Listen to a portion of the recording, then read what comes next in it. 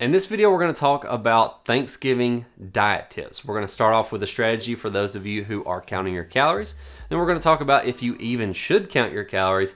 And then we're going to cover some super simple, easy to implement tips that will help prevent you from overeating while at the same time keeping you from feeling deprived on Thanksgiving. These tips will apply regardless of whether or not you're tracking your calories, and they'll apply to any special event, not just holiday meals. What's up guys, if this is your first time watching one of my videos, my name is Ryan Treadaway, founder of treadawaytraining.com, where we help busy professionals get more results in less time through online training. If I were to tell you to just eat less, that advice would just go in one ear and right out the other. So rather than telling you to eat less on Thanksgiving, what I'm gonna do is I'm gonna help you to enjoy yourself on Thanksgiving while at the same time not setting yourself back in your weight loss progress. This strategy actually will work whether or not you're tracking your calorie intake or your macronutrient intake. It will just work best if you're tracking your calories or your macros. This strategy is to plan your week around your Thanksgiving meals. While it's easiest to track calorie intake in terms of calories per day,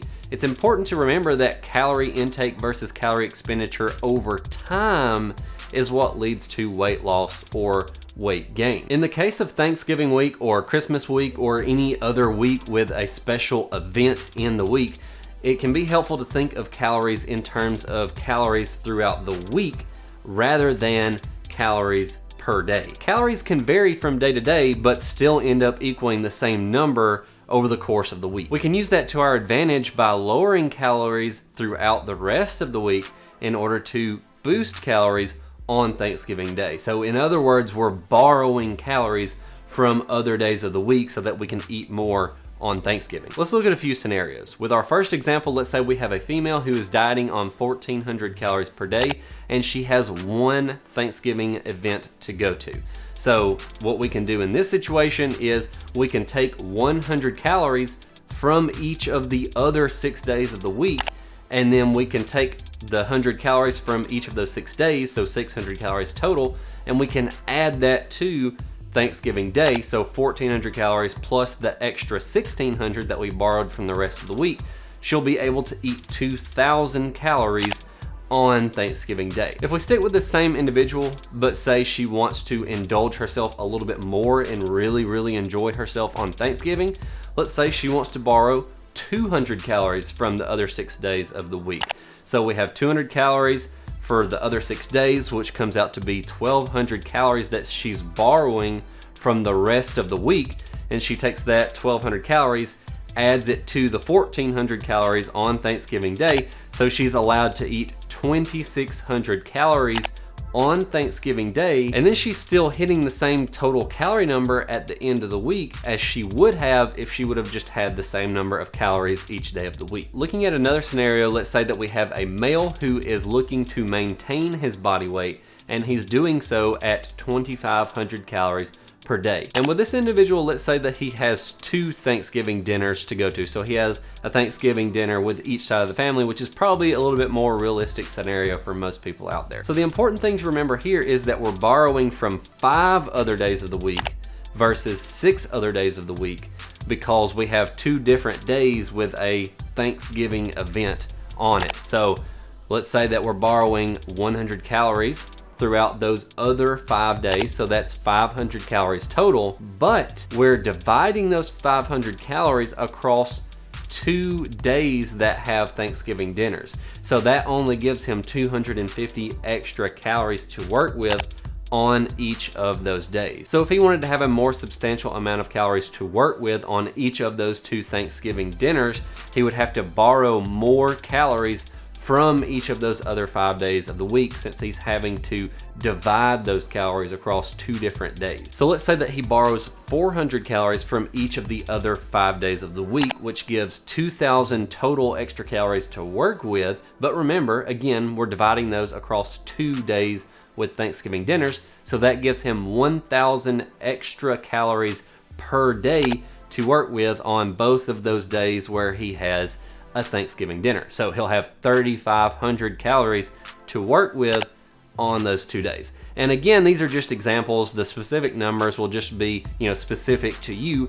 And even if you're not tracking your calorie intake, then you can still follow this basic principle. You're just eating less on certain days in order to eat a little more on Thanksgiving. But one note that I do want to mention here before moving on is that I would not personally recommend you borrow more than 20% of your total daily calories from any given day, simply because to me that sets up a bad mentality where you're just really gorging yourself on some days and eating next to nothing on others if you're borrowing a ton of calories and adding that ton of calories on other days. So just personally, my recommendation would be not to borrow more than 20% of your calories from any given day. And keep in mind that you're also going to have to be doing a lot of estimating during Thanksgiving, because it's impossible to follow all of your different family members around in their kitchens and measure what ingredients that they're putting in these different dishes and track all this individually. It's going to be impossible. So what you're going to do if you are tracking is to just simply estimate the measurement to the best of your ability.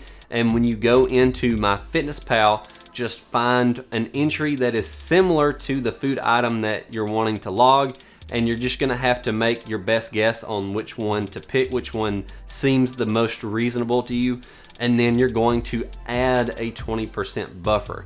And the way you do this is simply if you had one serving of a particular food item, so you had 1.2 servings instead.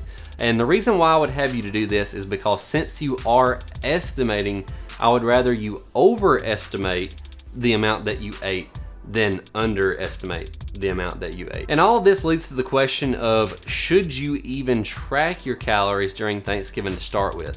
And really, in my mind, there's 3 scenarios where I would recommend you to track your calorie intake. One, you have some type of competition coming up where you're trying to obtain a certain look or enter a certain weight class, such as a bodybuilding show or a powerlifting event or something like that. 2, you have some type of deadline to reach the look that you're wanting to achieve, such as a trip or a reunion or a wedding or something like that, some type of event that has a specific date and you're wanting to reach your goal look by that specific date. And the third reason that I would recommend you to track is if you tend to go off the rails if you're not tracking what you're eating. And if you don't fall into one of those 3 categories, you're probably fine to just not track your intake and just enjoy your Thanksgiving meal. But in either case, the following tips will help you to not overeat. 1, prioritize your lean proteins such as your ham or your turkey.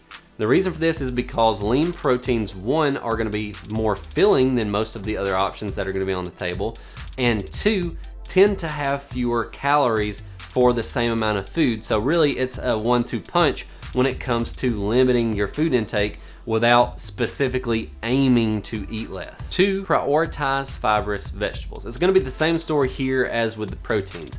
Your foods that are higher in fiber tend to be lower in calories, and fiber is even more filling than your protein. So again, boom, boom, 1-2 punch when it comes to limiting your intake without specifically feeling like you're having to limit your intake. 3, drink more water or diet soda. There are stretch receptors in the stomach that tell the brain that we're full, and when you drink more, it helps to speed that process up so you get full a little bit faster. And the reason why I say diet soda as an option is because the carbonation in the soda will help to enhance this effect while at the same time not adding any calories in the process. Number 4, simply eat slower. As we get full, our stomachs slow the production of a hormone named ghrelin, which is a hunger hormone. So in other words, the stomach stops telling the brain that we're hungry.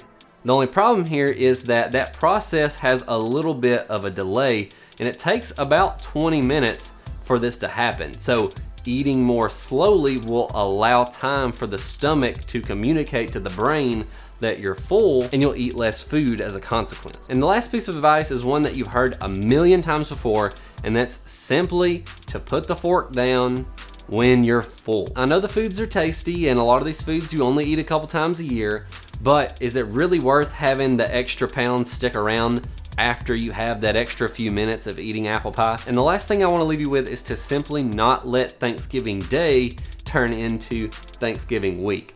One meal isn't going to terribly set you back, even if you overindulge, but we have a tendency to allow Thanksgiving Day to spread out throughout the course of the week and constantly snack and eat tons and tons of leftovers, and it turns into 3, 4, 5, 6, 7 meals versus just having your Thanksgiving meal, maybe 2 Thanksgiving meals with both sides of your family. So rather than having those couple meals, it just kind of slowly creeps until we're just indulging ourselves all week long. So 1 meal or 2 meals won't necessarily set you back a ton, but gorging yourself for an entire week can really set you back. If you liked the video, give it a thumbs up. If you hated it, give it a thumbs down. If you want more content just like this, consider subscribing, or you can check out one of the videos that will be on screen right now.